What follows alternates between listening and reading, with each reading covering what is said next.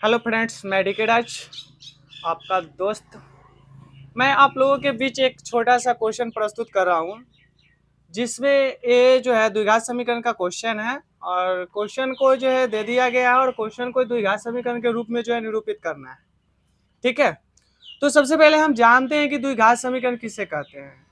अगर वैसे समीकरण जो जिसका घात जो है दो होता है, जिसका घात क्या होगा, दो होगा, उसे हम द्विघात समीकरण कहेंगे। घात कहने का मतलब कि किसी भी संख्या का पावर, किसी भी संख्या के चाहे मानी कोई भी चर होगा उसका जो होगा पावर जो होगा उसी को हम लोग उसका क्या कहते हैं, घात कहते हैं।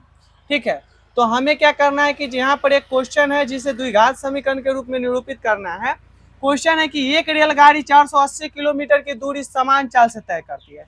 एक रेलगाड़ी है जो क्या करता है कि 480 किलोमीटर की दूरी समान चाल से तय करती है यदि इसकी चाल 8 किलोमीटर प्रति घंटा कम हो जाए।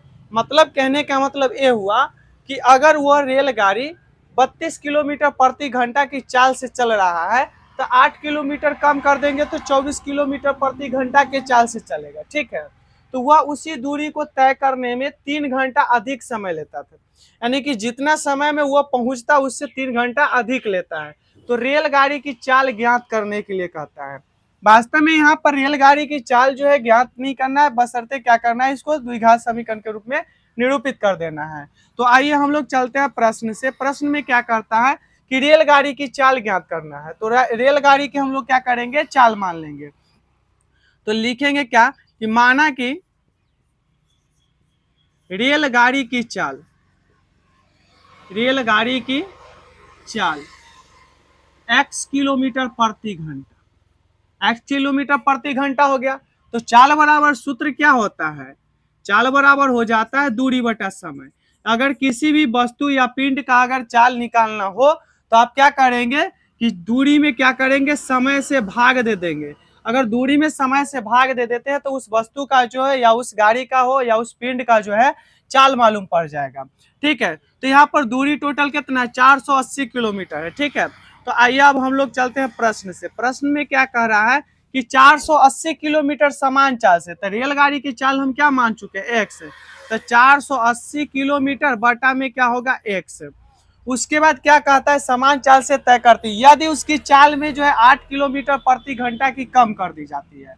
तो यहाँ पर जो होगा, यानी कि यहाँ पर क्या होगा, 480 किलोमीटर ही दूरी तय करता है, जिसमें क्या कर लेता है कि चाल में जो है कमी कर लेता है, यानी कि समान चाल में 8 किलोमीटर प्रति घंटा की कमी कर लेता है। तब इसको कितना लगता है, तो इसको 3 घंटा अधिक लग जाता है।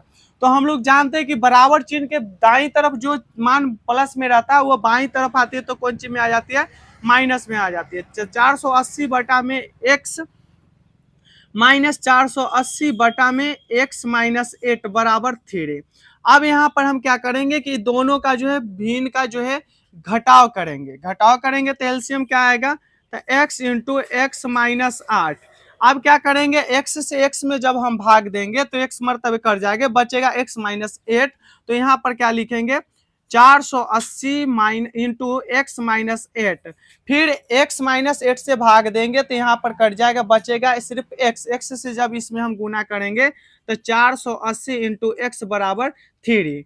अब क्या होगा कि जब हम इसको क्रॉस गुना करेंगे, क्रॉस गुना करेंगे तो क्या होगा भाई, तो देखेंगे जब 480 को x से गुना करेंगे तो 480x प्लस माइनस माइनस, यानी कि अब इसमें जो है 480 में जो है गुना हम करेंगे 8 से, तो क्या होगा, जब 0 में 8 से गुना कीजिएगा तो 0 होगा, और जब 8 में 8 से गुना कीजिएगा तो 64 के 4 हो जाएगा, हाथ में 6।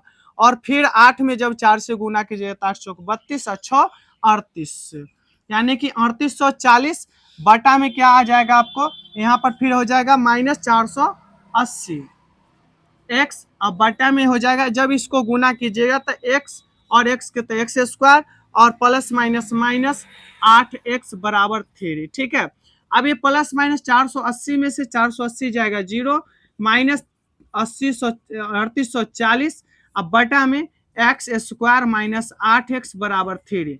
जो इधर गुना में है उधर जाएगा भाग में, जो भाग में है वो गुना में। यहाँ 3 है, इसका मतलब कुछ नहीं, बटा में इसका मतलब क्या है, 1 है। तो क्रॉस गुना करेंगे, माइनस 1 गुने माइनस 3840 इंटू 1 बराबर 3 into x square minus 8x।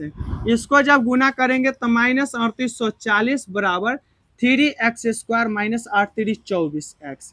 इधर प्लस में है, इधर माइनस में, उधर जाएगा प्लस में, उधर है प्लस में तो इधर आएगा माइनस में। तो यहाँ पर क्या हो जाएगा 3x square minus 24x plus 3840, जो ये क्या हो गया द्विघात समीकरण के रूप में आ गया। यहाँ पर देख रहे हैं दो घात है तो इसका द्विघात समीकरण के रूप में आ गया।